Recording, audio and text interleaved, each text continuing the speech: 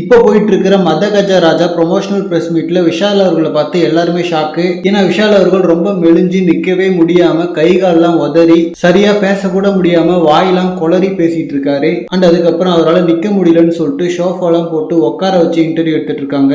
So Vishal அவர்களோட உடம்புக்கு என்ன ஆச்சு, அவரை பார்க்கவே பயமா இருக்கு அப்படின்ற மாதிரி பார்த்தா அவருக்கு ஹெவியான ஃபீவரா. ஸோ அதுக்காக பெட் ரெஸ்ட்ல இருந்திருக்காரு.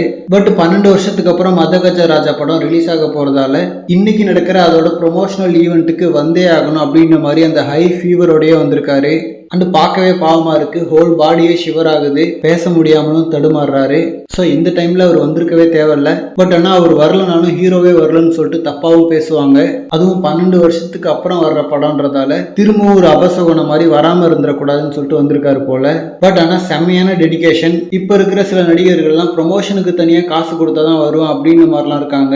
பட் 12 வருஷம் கழிச்சு ரிலீஸ் ஆக போற ஒரு படத்தோட ப்ரொமோஷனுக்கு இவ்வளோ ஹை ஃபீவர்ல வந்து அட்டன் பண்ணது மிகப்பெரிய விஷயம். அண்ட் விஷால் அவர்களை இப்போ இருக்கிற கிட்ஸ் பார்த்தீங்கன்னா கொஞ்சம் காமெடியாக பார்க்குறாங்க. பட் திமிரு சண்டைக்கோழி டைம்லலாம் விஷால் அவர்கள் பயங்கர பீக்ல இருந்தாரு.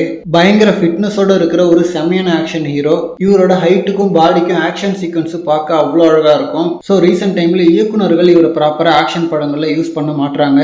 அண்ட் இந்த ப்ரொமோஷனல் ஈவெண்ட்லாம் நடக்கிறத பார்த்தா மத கஜ ராஜா நிஜமாலுமே வரப்போகுது போல. ஏன்னா அப்பப்போ வரப்போற மாதிரி ஒரு நியூஸ் வரும், பட் ஆனால் வராது. பட் இந்த டைம் ப்ரொமோஷனல் ஈவெண்ட்லாம் வச்சுட்டாங்க.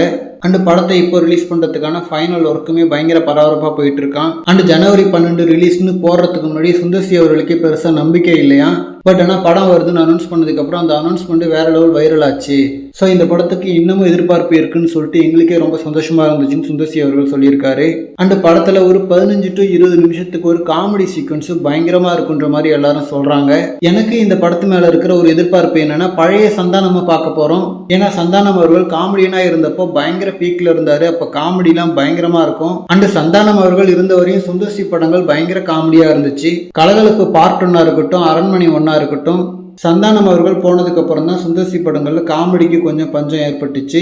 ஏன்னா அரண்மனை 4லாம் 100 கோடி அடிச்சா கூட பெருசா பயங்கர காமெடியெல்லாம் இல்லை. ஜஸ்ட் குழந்தைகளும் வயசானவங்களும் சிரிக்கிற அளவுக்கு தான் காமெடி இருக்கு. ஸோ அதனால அந்த பழைய கோட் சந்தானத்தோட காமெடியை பார்க்க நான் ஆவலா இருக்கேன். அண்ட் மற்றபடி படம் ஒரு யூஸ்வலான கமர்ஷியல் மசாலா படம் தான். பட் பொங்கலுக்கு ஃபேமிலிக்கான ஒரு கரெக்டான படமா இருக்கும். ஸோ படத்துக்கு மக்கள் கிட்ட எப்படி வரவேற்பு கிடைக்குதுன்னு சொல்லிட்டு வெயிட் பண்ணி பார்க்கலாம். அண்ட் விஷால் அவர்களோட இந்த டெடிகேஷனுக்காகவே படம் ஹிட் ஆகட்டும். ஓகே ஃப்ரெண்ட்ஸ், இந்த மத கஜ ராஜா படத்தில் நீங்கள் என்ன எக்ஸ்பெக்ட் பண்ணுறீங்கன்னு சொல்லிட்டு கமெண்ட்டில் சொல்லுங்கள். அண்ட் இந்த மாதிரி ஹாட்டான கோலிவுட் அப்டேட்ஸ்க்கு நம்ம மணி மூவி பஸ் சேனலை சப்ஸ்கிரைப் பண்ணுங்கள். தேங்க்யூ.